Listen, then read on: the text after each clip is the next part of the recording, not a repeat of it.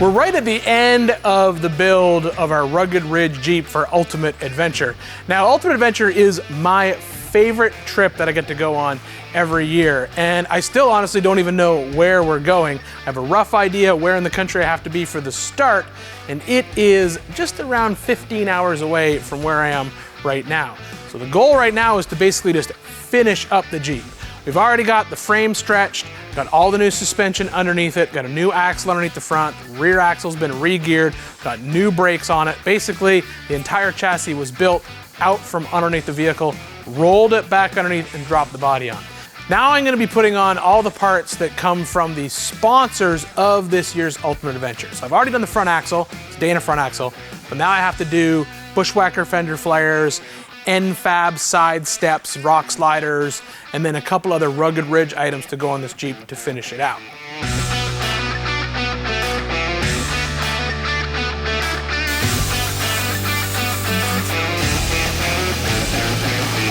I don't need the lip that holds the soft top anymore, so my plan is to basically drill out all the spot welds and just pop that lip off. It actually comes off in one big piece. That's gonna give me a flat, smooth surface to build my hard tonneau cover off on the back.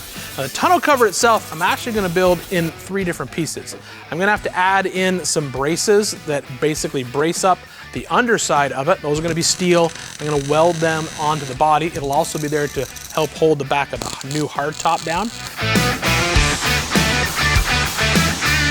I'm gonna extend the sheet metal corner panel using some 20 gauge sheet steel for both the inner and outer structure of the body. Now, I'm not gonna finish the bodywork on these panels until after Ultimate Adventure in case I need to make any changes after the ride, but some rattle can paint will suffice for now. We're almost ready to load the Jeep up and head out on the Ultimate Adventure, which is, it's the ultimate off-road adventure. We got that mix of a bunch of different states that we're gonna drive through, a bunch of areas that we're gonna go rock crawling, and we're gonna see a bunch of really cool local sort of scenery and history and stuff like that. The cool thing about Ultimate Adventure is the mix of people that come on the trip. You've got the people who put the event on every year. They're there hosting it and basically guiding us around. Then you've got this group of cronies. Now, the cronies are there to sort of help you along the way. You are responsible for your own vehicle. You got to bring all the parts to fix it, all the tools, any fluids that you need, stuff like that. And if you break down on the side of the road, you pull over, a crony will stop with you, but the rest of the trip just keeps going. It's between you and the crony to figure out how you're going to get your vehicle to the next stop. That's one of the cool things about the trip. But the other cool thing is the other group of people that get to come. They invite people, they're called invited readers because this all harkens back to the magazine days, where you basically just fill out an application, send in pictures of your vehicle, say, hey, this is why I think I should go on Ultimate Adventure. And they just pick a bunch of random people from around the country who get to come and hang out with all of us and have a ton of fun in the dirt for a week. It's that entire mix of people that makes Ultimate Adventure truly unique. The Great Tops half cab comes in raw primer, but instead of painting it, I'm taking it down to my friend Jamie, who has a shop called The Wrap Artist.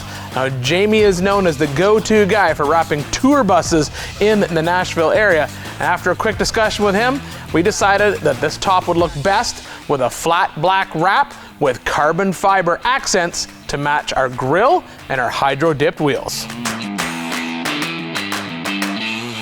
One additional thing I need to do in the back of this truck is I want to do what's called a 40% seat delete. So in the back of the Jeep, they have a 60-40 bench seat.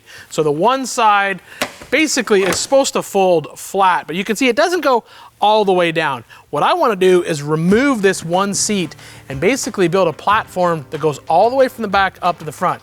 Give me a place to store the fridge when we're on the road, so be able to easily access it.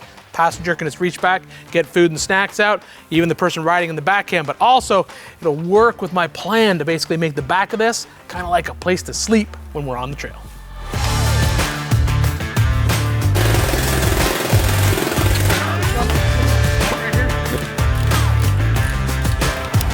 "40% deleted." The Bushwhacker flat style fender flares do a couple of things. They're incredibly light, so they don't add a lot of weight to the Jeep. They add excellent tire coverage for when you're driving through mud or through loose rocks, and they are incredibly flexible, able to take a beating on the trail.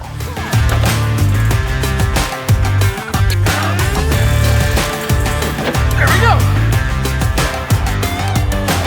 By stretching the body and still keeping the back half of the Jeep in place, I'm kind of left with a little bit of an issue, and that is the wheel opening. So the factory wheel opening is now 14.5 inches longer, and I have a couple choices. Number one, I could do a whole pile of sheet metal work and basically build a whole new quarter panel for the Jeep and get all that metal work finished and do a bunch of filler work and paint it to match the truck. Or I can take advantage of what a lot of Jeeps have on the back of them, and that is called corner armor. So I am going to basically make a piece of custom corner armor. It's going to cover up the wheel well opening that is now too large. It's going to take it and make it look like we've stretched the quarter panel underneath, but it won't be. It'll all just be one big piece of heavy gauge sheet metal that will riv nut onto the side of the truck. So when it's all said and done, it'll look like we've just added armor to this Jeep, but underneath it'll be hiding the fact that the wheel well is a lot longer than it used to be. A little trick of the trade there.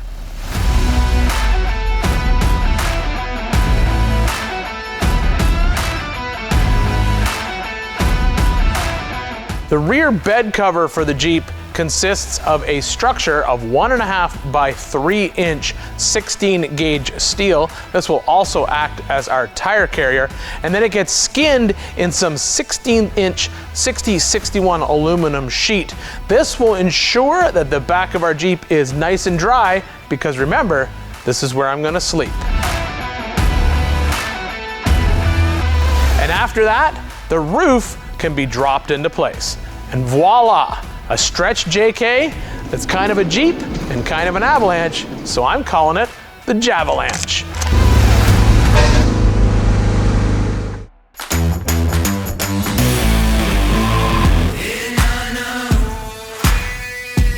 We threw it on the trailer and hauled it out to the start of Ultimate Adventure at Rocky Mountain Ranch in Oklahoma. And the Jeep, out of the box, did great. Crawling through the trails of this hardcore off-road park, doing exactly what we hoped it would do.